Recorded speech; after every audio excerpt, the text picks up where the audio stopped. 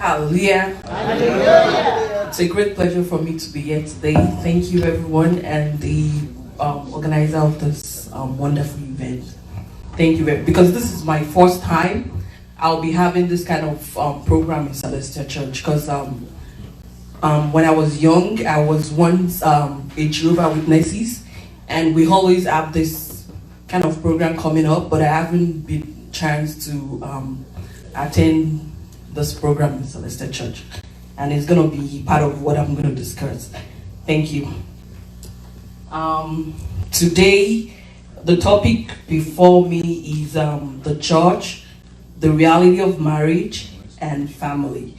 So, and I'm going to start from the beginning of the creation. So, I want to bring us back to when God first created Adam and Eve. But God created Adam first by molding him, and he breathed into him, and Adam became a living thing. But when God created Eve, Eve was created in a different way. And I can tell you, I'm not made of dust, I'm made of my husband, because I'm bone of his bone and flesh of his flesh. Because God put Adam to sleep. Because when God created Adam and he created all the animals, and God looked everywhere and he couldn't find someone to match Adam during creation, because in Genesis 2 verse 7, it made me to understand that God looked everywhere and there was no match for Adam, and obviously Adam could not be matched with any of the animals. And God was like, oh, okay, I can't leave Adam to be alone. And God said, okay, that he's going to find him an helper. So, and I want us to underline the word helper, alone, and suitable, because God says that it's not good for a man to be alone. I will make an helper which is suitable for him. So, and in this life, if we want to get married, those are one of those things that we look into.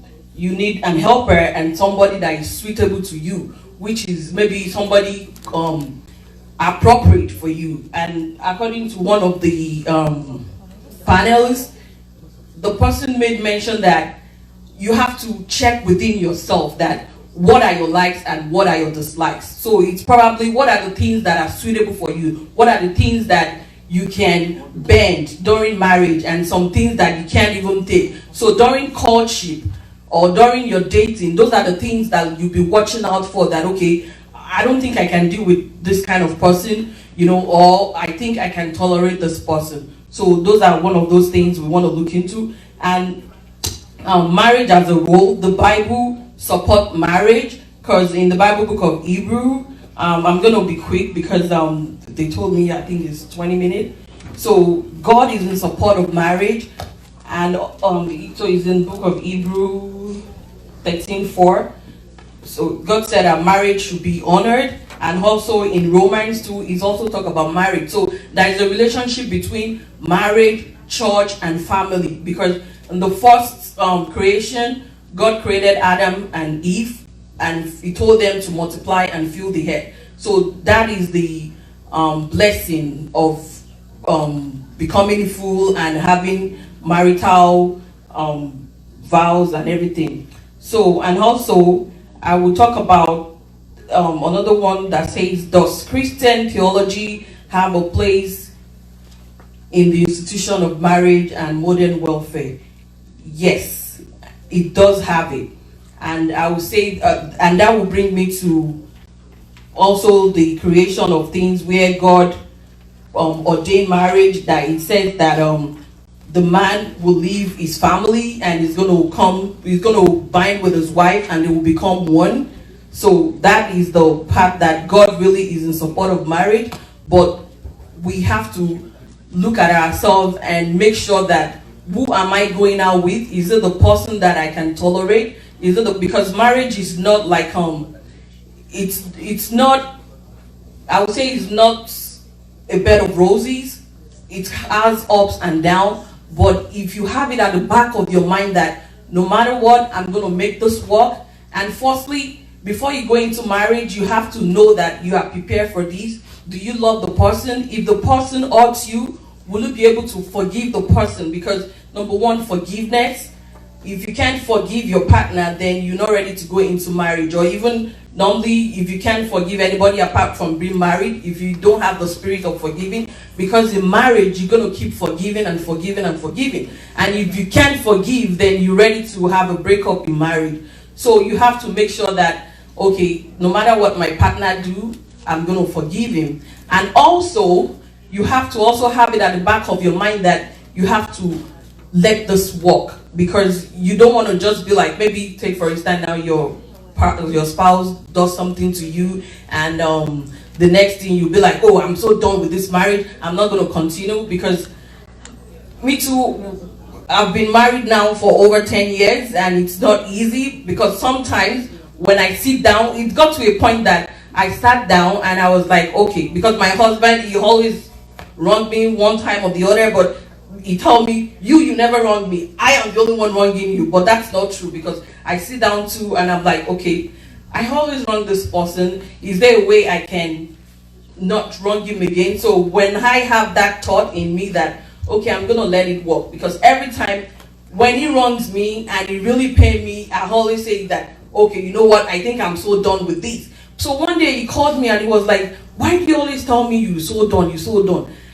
It's not a good thing. So I sat down one day and I said, oh, what he said is so true. How can I be saying I'm so done? And it's really altering his feeling. But when he called my attention to it, and I was like, wow, so this thing is really, really altering this person, then I'm going to make sure I'm not saying it again. So we should be prepared in our mind that marriage is not going to be sweet every time.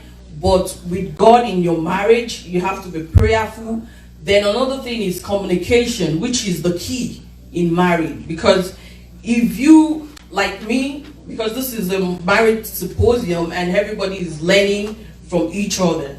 So I would say communication is the key. Because if your spouse is hurting you and you can't say it out that, okay, whatever you did, I don't really like it, and you keep bleeding a lot of stuff up, one day you're gonna like blow up and be like, this is the end of it. But when you communicate every now and then, okay, this is what you do that I don't like, okay, where are you now, where are the kids, then everything will go on smoothly. Like the other day that I went to get some grocery, so I didn't call him that, oh, I'm going to the grocery store. Because when that happened, I was like, oh, he even said it. He said, this is the lack of communication right there. Because I went to get some grocery and I got back, I brought the whole thing up. It took me like 2 hours to bring the whole thing up. And the next thing he called me, he said, oh, bring the kids downstairs because they have some grocery to get. I'm like, oh, I just got back from grocery. He said, okay, that is the importance of communication. Because we were able to communicate with each other at that point that, oh, I'm stopping at the grocery store, then I'll be a little bit late, then that wouldn't have happened. So communication is one of the important things in marriage. Then love, then you have to have faith in God too, that, okay, God is going to make this happen. So, and I'm going to include Celestial Church too in this, because it's part of it. He said the doctrines and tenet of Celestial Church. Does it place undue duress on the relationship and marriage? I would say the tent and mode of Celestial Church doesn't really place any undue duress on relationship and marriage. Because while I was young, I think from age 2 to age, let me say like 13, yes, I was a Jehovah's Witnesses. And then while growing up, you all know the Jehovah's Witnesses, like they go everywhere and preach the gospel. So they train us from the beginning that this is what you need to know, this is what you need to preach. You mustn't marry out, you mustn't have kids out of wedlock. The moment you do that, you'll be disfellowship. You mustn't do this. We have like rules and regulations binding us, and that keep us straight. But since I've been in Celestia, there is no rules. I don't know if there is rules somewhere, but I haven't seen any rules and regulations guiding us in Celestia, because I've seen even Like, you can't even bring your problem to the pastor, because the pastor that you want to bring your problem to is dating one of the church members. And you'll be like, oh my goodness, is it this pastor I want to go tell that, oh, my husband is a cheat or something? Because your pastor is already cheating on the wife. And that I don't see when I was in Jehovah's Witnesses. Like, the moment you mess up, they will like throw you out of the church, because they don't want you to like pollute every other member. It's not a good thing, because it's good and it's not good. It's good in the sense that, you know, when you have there is a Bible part that says, if there is no law, then there is no sin. But when there is law and you've sinned against the law, then you should be able to face the consequences. So in Celestial Church, there is a lot of like fornications going on that they need to like hobby. It's too much, I can tell you, because when I was a witness, you know, we have a lot of things guiding us. We don't go to birthday. The moment you get caught, you get this fellowship. You don't do so many things. And the grand thing they do is wedding ceremony. Like, I could only say that so I left Jehovah's Witnesses when I was 13. Because, you know, my mom, she was a Celestial before. You know, when you have problems, when everything is being rosy for you, and you discover that, oh, I think I'm good now, then you left Celestial.